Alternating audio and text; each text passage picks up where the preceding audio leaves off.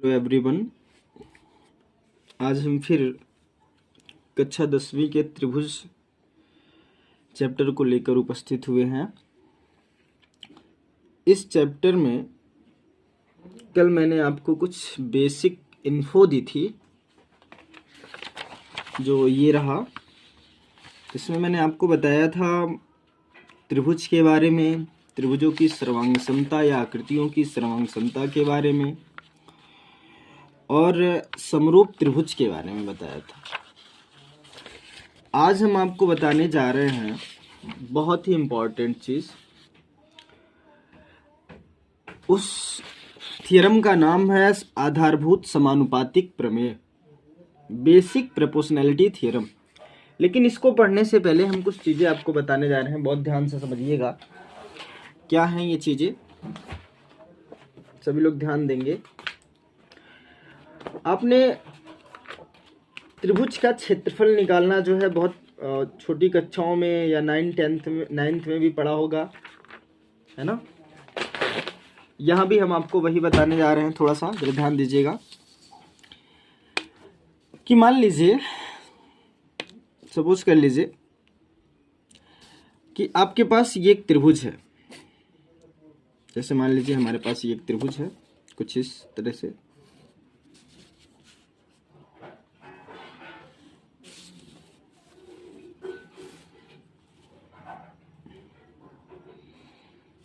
ये रहा त्रिभुज हमारा,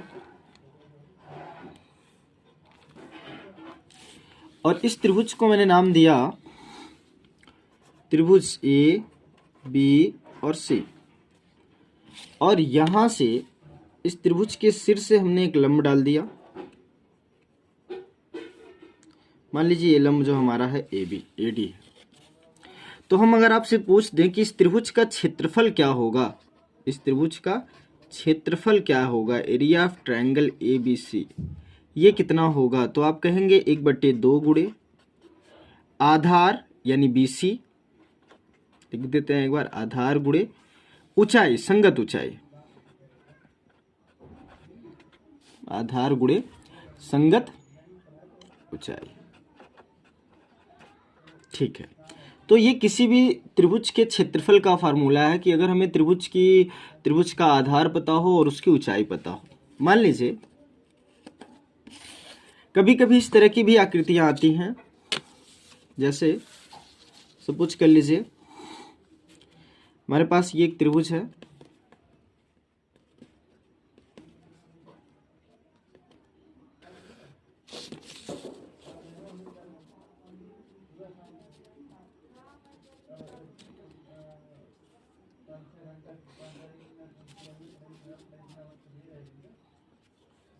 ये रहा हमारा त्रिभुज, और इस त्रिभुज को हमने नाम दिया त्रिभुज पी, क्यू और आर।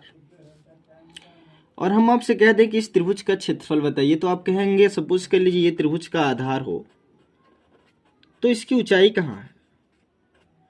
तो अगर हम इस भुजा को थोड़ा आगे बढ़ाएं, इस भुजा को हम थोड़ा सा आगे बढ़ाएं कुछ इस तरीके से, और यहां इस शीर्ष P से इस पे लंब डाल दें, शीर्ष P से क्या डाल दें, लंब डाल दें। और ये जो लंब है हमारा, सपोज कर लीजिए PM हो, तब इस त्रिभुज का जो क्षेत्रफल होगा, इस त्रिभुज का जो क्षेत्रफल होगा, एरिया ऑफ ट्रायंगल PQR, वो आपका होगा 1/2 1/2 बेस QR इंटू हाइट या ऊंचाई यानी PM। ये चीज याद रखिएगा। और फिर मान लीजिए एक और कंसेप्ट इस पे जरा ध्यान से समझ लीजिए। मान लीजिए हमारे पास दो समांतर रेखाएं हैं। एक रेखा हमारी ये हो गई L, और ये दूसरी रेखा हमारी हो गई M, जो म्यूचुअली एक दूसरे के पैरेलल हैं।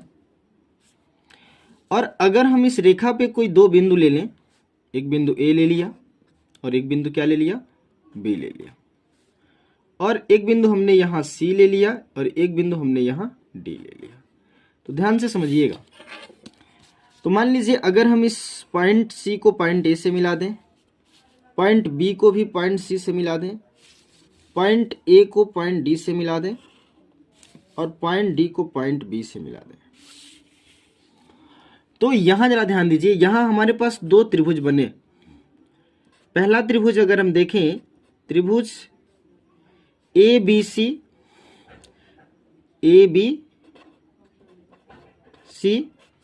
और जो दूसरा त्रिभुज बना वो बना त्रिभुज ए बी डी।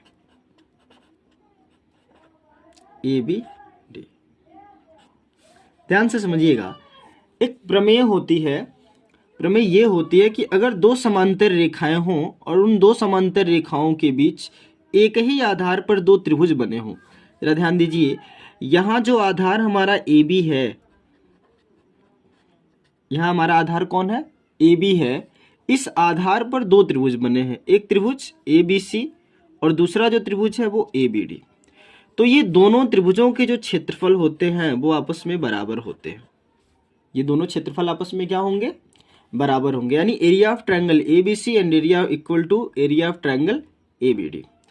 तो इससे क्या निष्कर्ष निकला कि दो समांतर रेखाओं के बीच एक ही आधार पर बने त्रिभुजों के क्षेत्र, हाँ, तो यहां एक ही आधार पर बने दो त्रिभुजों के क्षेत्रफल आपस में क्या होते हैं, समान होते हैं, लेकिन शर्त ये होनी चाहिए कि ये दोनों त्रिभुज दो समांतर रेखाओं के बीच हों। ठीक है, चलिए अब हम आगे चलते हैं। आगे जो है वो ये है, बहुत ही इंपॉर्टेंट प्रमेय है जिसको हम कहते हैं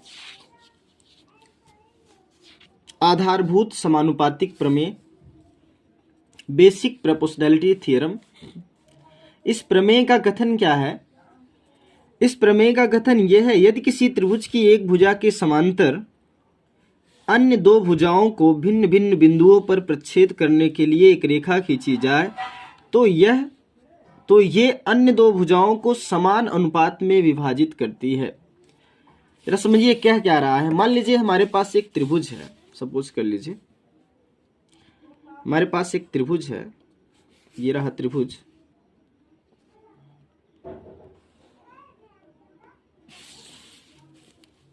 ये रहा हमारा त्रिभुज,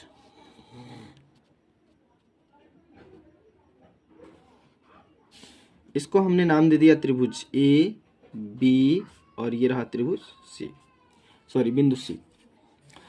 तो इस त्रिभुज ए बी सी में क्या क्या रहा है, यदि किसी त्रिभुज की एक भुजा के समांतर, है ना, अन्य दो भुजाओं को भिन्न भिन्न बिंदुओं पर प्रच्छेद करने के लिए, मान लीजिए इस त्रिभुज में इस भुजा बीसी के समानांतर, बीसी के समानांतर हम एक रेखा खींच रहे हैं और इस रेखा का जो नाम है वो सपोज कर लीजिए क्या है, डीई। क्या है, डीई।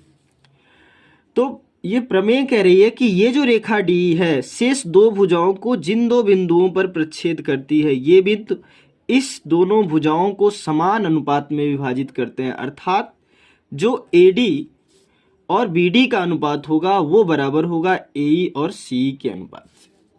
इसी को हमें सिद्ध करना है। तो ध्यान से समझिएगा कैसे हम इस प्रमेय को सिद्ध करेंगे। सबसे पहले प्रमेय को जब भी आप सिद्ध करिए आपके बोर्ड एग्जाम में, तो वहां सबसे पहले जो चीजें आपको ज्ञात हों उसे लिख दिया करिए। तो आप सबसे पहले क्या लिखेंगे, ज्ञात है। ज्ञात है में क्या लिखेंगे, त्रिभुज ए बी सी में, त्रिभुज ए बी सी में, है ना, त्रिभुज ए बी सी में रेखा डीई समानांतर है किसके, बीसी। रेखा डीई समानांतर बीसी है। और आगे जरा ध्यान से समझिए, और हमें सिद्ध क्या करना है, हमें सिद्ध करना है, सिद्ध करना है, क्या सिद्ध करना है भाई,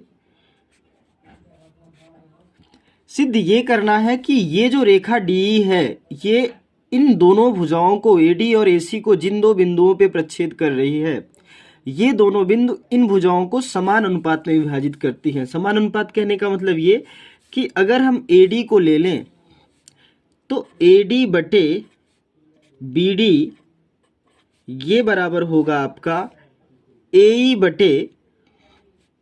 बटे C। यही हमको सिद्ध करना है, AE बटा C। चलिए जरा ध्यान से समझिएगा कैसे हम इसको सिद्ध करेंगे। इसको सिद्ध करने से पहले हम अपने मतलब के लिए एक रचना करते हैं जिसकी बहुत ही आवश्यकता है इस प्रमेय को सिद्ध करने में। वो रचना क्या है, जरा ध्यान से समझिएगा। रचना हम ये करते हैं, रचना में हम ये करते हैं, इस बिंदु B को, है ना, E से मिलाया। B को हमने क्या किया, इस बिंदु B को हमने किससे मिला दिया, बिंदु B को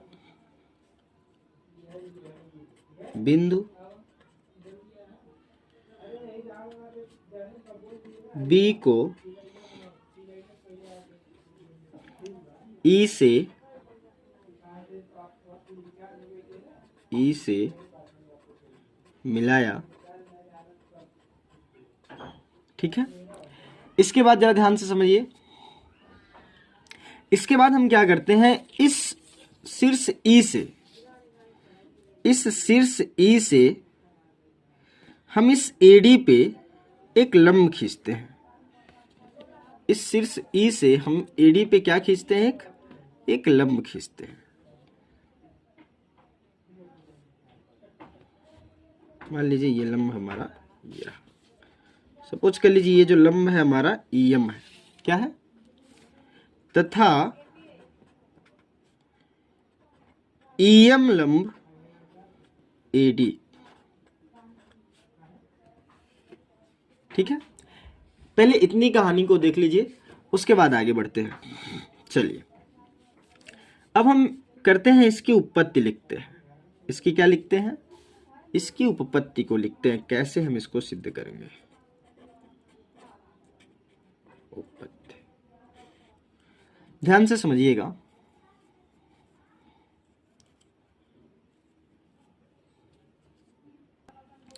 उपपत्ति में जरा ध्यान दीजिए। अगर हम आपसे ये कह दें कि इस त्रिभुज, इस आकृति में, या चित्र से मैं लिख दूं, मैं आपसे पूछ लूं इस त्रिभुज ADE का क्षेत्रफल कितना होगा, तो आप कहेंगे एरिया ऑफ ट्रायंगल ADE, तो ये बराबर होगा 1/2 गुणे आधार इसका कितना हो जाएगा, AD, और इसकी ऊंचाई कितनी हो जाएगी, EM। तो ये इस त्रिभुज का क्षेत्रफल हो गया। अब अगर हम इसको कह दें, इसको हम मान लें इक्वेशन नंबर 1। इसी प्रकार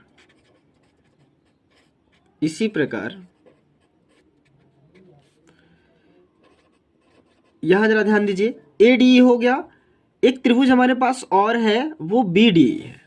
कौन सा त्रिभुज, त्रिभुज BDE का क्षेत्रफल क्या होगा, त्रिभुज BDE का क्षेत्रफल, area of triangle BDE, this will also equal to 1/2।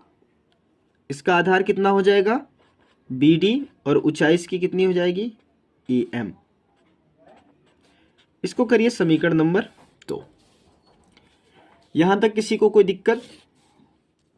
अब एक काम करते हैं, समीकरण 1 में समीकरण 2 से भाग दे दीजिए। 1 में समीकरण 2 से क्या करने पर, भाग देने पर। अगर हम भाग दे दें तो ये हमारा हो जाएगा area of triangle ADE divided by area of triangle BDE equal to, यहाँ देखिए 1/2 से 1/2 कैंसिल, EM से EM कैंसिल हो जाएगा, बचेगा आपका AD बटा BD। AD बटा क्या बचेगा? BD। इसको करते हैं समीकरण नंबर 3। अब देखिए एक काम हम और करते हैं यहाँ, वो क्या करते हैं, जिस तरीके से आपने यहाँ किया था, B को E से मिलाया था, एक रचना में और एक स्टेप को बढ़ा लेते हैं, C को अभी D से मिला देते हैं। C को किससे मिला देते हैं? C को जो है हम इस तरीके से C को D से मिला देते हैं, और इस बिंदु D से एक लंब जो है इस रेखा AE पे डाल देते हैं, और इसको हमने नाम दे दिया DN। तो यहां रचना में एक स्टेप और बढ़ा दीजिए, और C को D से मिलाया, C को D से मिलाया, है ना, तथा DN लंब क्या खींचा? A खींचा। चलिए अब ये पूरी कहानी खत्म हो गई जो रचना की थी, ठीक है। अब जरा आगे देखते हैं। जिस प्रकार से आपने इस पहले वाली त्रिभुज में जैसे जैसे किया था रचना करने के बाद, अब यहां भी वही काम करेंगे। यहां हम क्या करेंगे? यहां हम ये करेंगे,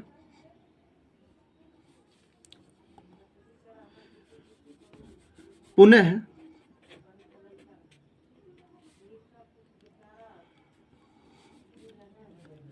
एरिया ऑफ ट्रायंगल, अगर हम सीधे लिख दें एरिया ऑफ ट्रायंगल AD, इस वाले ट्रायंगल का ADE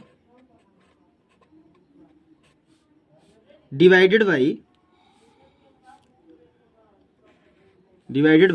यहां देखिए ADE, यहां जैसे हमने क्या लिया था ADE, और उसके बाद फिर क्या लिया था BD। अब यहां क्या लेंगे ADE।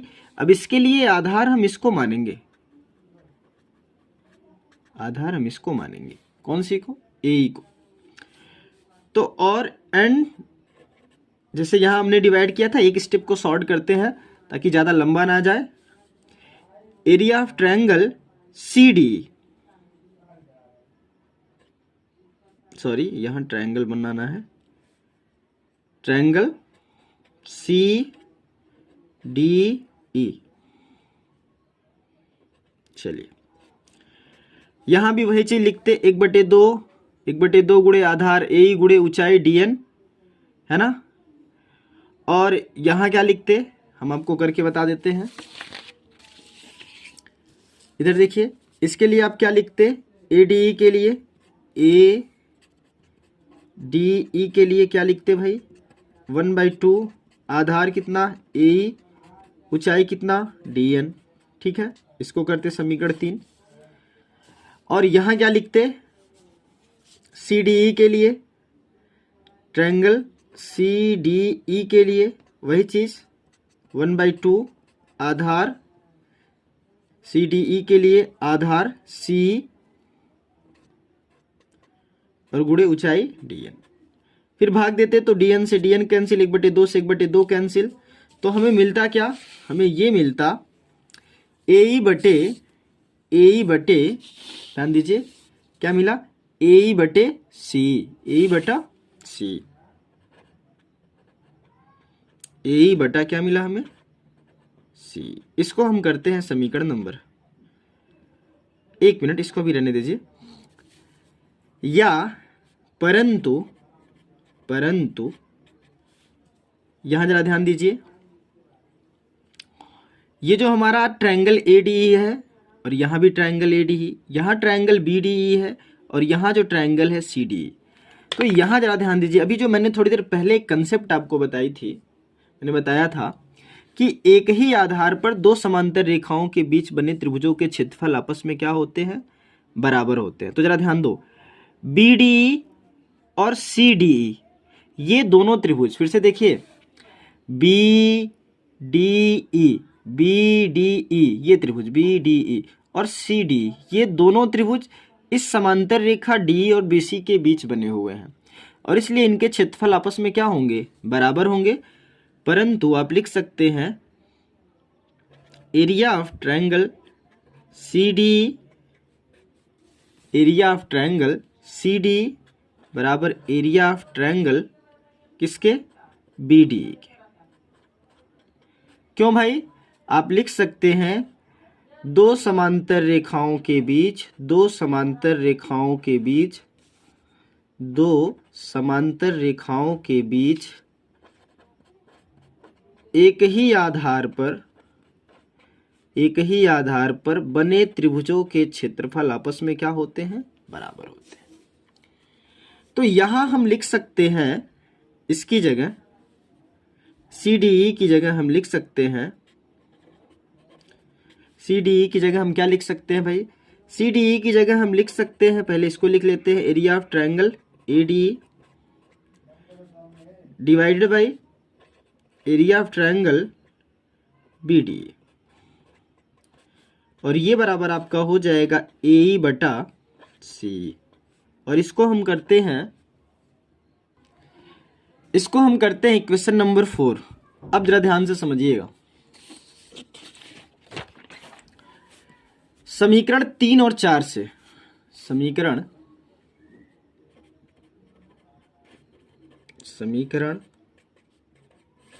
3 व 4 से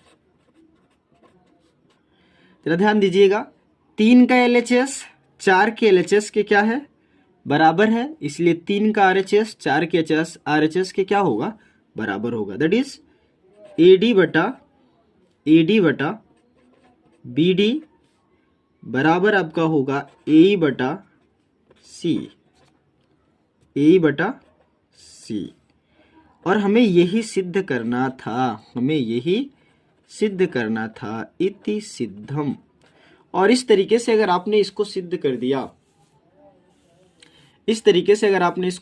दिया, तो आपका 6 मार्क्स फिक्स है, कहीं कोई दिक्कत नहीं होगी और ये पूरा का पूरा आप इसको सॉल्व कर सकते हैं।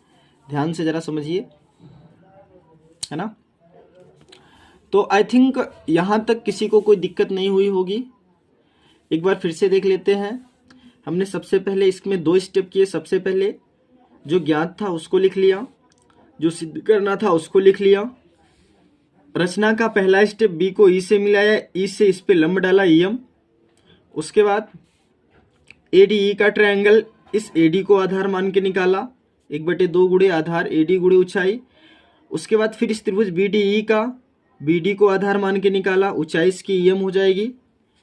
अब हमने क्या किया, समीकरण 1 में समीकरण 2 से भाग दे दिया, हमें ये रिलेशन मिला क्योंकि 1/2 से 1/2 EM से EM। ठीक इसी प्रकार जब हमने B को E से मिलाया और D से AE पे लंब डाला, तो यही सारी सिचुएशन हमें यहाँ मिली और जा करके जो हमें रिलेशन रिड्यूस हुआ वो ये हुआ, area of triangle ADE divided by area of triangle BDE बराबर आपका आ जाएगा क्या,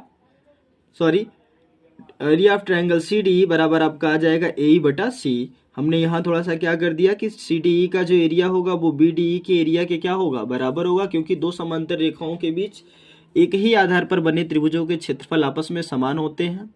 और यहाँ से करने के बाद हमने क्या कर लिया, इसका LHS इसके LHS के बराबर है, इसका LHS इसके LHS के बराबर है, तो इसका RHS इसके RHS के क्या होगा, बराबर होगा। और यही हमारा जो लास्ट में रिक्वायर्ड रिजल्ट निकला कि AD बटा BD बराबर AE बटा C। आई थिंक ये प्रमेय आप सबको वास्तव में BPT थियरम जो है वो एग्जाम पॉइंट ऑफ व्यू से बहुत ही इंपॉर्टेंट थियरम है और आप सभी को इस थियरम को बहुत अच्छे से तैयार करना है, ठीक है। इसके बाद जो है हम नेक्स्ट वीडियो में इसकी विलोम प्रमेय को लेकर के उपस्थित होंगे। आज के लिए बस इतना ही। Thank you, have a good day.